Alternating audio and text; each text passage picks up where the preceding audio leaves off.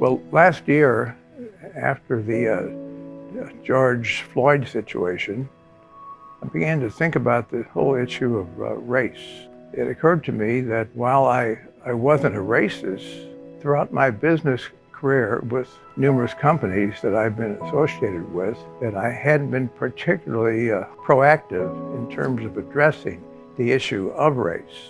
In reflecting about it, it occurred to me, well, you know a little bit about business and you know something about entrepreneuring.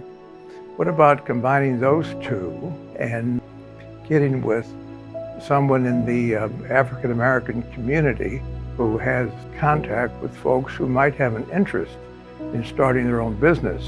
I approached Abraham Williams, and he agreed to kind of be my partner in this endeavor. And off we went with the program to attract minorities who had a dream to start their own businesses. Don Vitale called me. He said, Abraham, it's something we need to do. What can we do? He said, I'd like to start something, some minority businesses, but I don't know which way to do it. In the past, through the housing store, we've had some minority business operation before.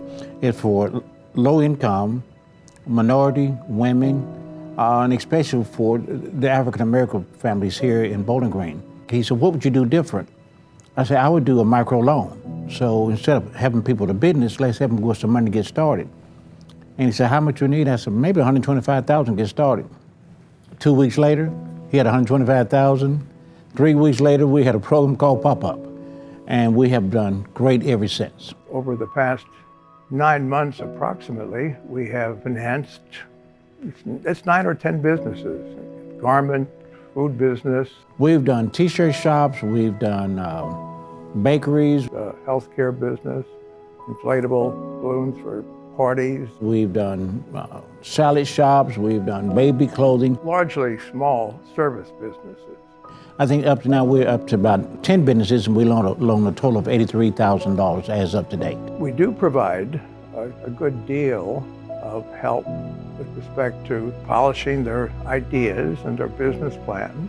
And then after a good deal of work by members of the WKU community, the individuals kind of go before. If you've seen Shark Tank on television, that's the scrutiny that the budding entrepreneurs are subjected to.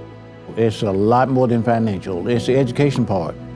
It's payroll taxes. It's coming up with the business plan. It's so much more than just money. We have two persons, Dr. Harold Little and Dr. Pam Decker. Both of them were accountants, and Pam worked at American Bank and Trust and retired there.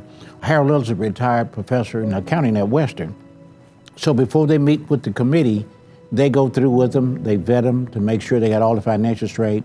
Then they meet with all of us, all 9 of us, and we determine if we're going to fund their businesses or not. We need to be a unifying fabric and not a fabric that's being torn apart by dissension and disagreement. We need more agreement and mutual support and appreciation and sensitivity as to how we can work together to do better together. I wish to say everything is fair, but it's not. And how do you give a person a hand up? We're not giving a handout, we're just not giving them money. They'll put their heart, their soul, some have even quit their jobs because they believe in it. If you ever watch the Shark Tanks, we're the old Shark Tanks. And people call me and the odd couple because God knows we're just about the oddest you're gonna get. But we have one dream. How could we help the minority and the low-income community?